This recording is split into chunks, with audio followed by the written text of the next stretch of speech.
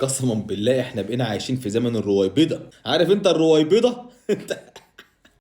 احنا على اعتاب دوري مرجان احمد مرجان. دوري مرجان احمد مرجان، عارف يعني ايه دوري مرجان احمد مرجان؟ نادي الزمالك دلوقتي ماشي ورا مثل ضربني وبكى وسبقني واشتكى. نادي الزمالك اللي النهارده بيطلع خطاب بيبعته لاتحاد الكوره ان عنده ظلم تحكيمي في مباراه بيراميدز، وان المباراه اللي فاتت ديت الزمالك اتعرض لظلم تحكيمي فاجر.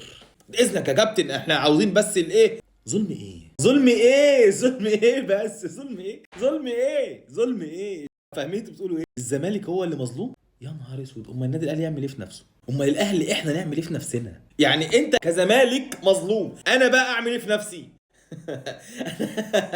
اموت نفسي؟ اذبح نفسي ولا ايه؟ مش عارف اشنق نفسي بقى. نادي الزمالك بيبعت خطاب لاتحاد الكوره بيقول له انا مظلوم تحكيميا، والفتره اللي جايه ديت ما تستحملش ان اي خطا تحكيمي ان كان على نادي الزمالك او على نادي اخر. لازم الحكام ياخدوا بالهم كويس من الفتره اللي جايه عشان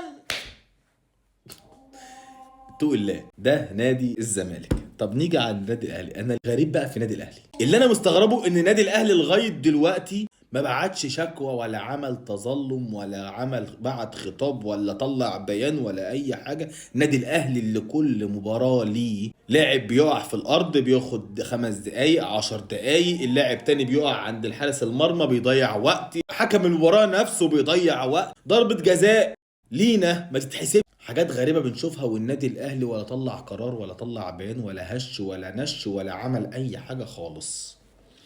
ربنا يكون في عون جمهور النادي الأهلي.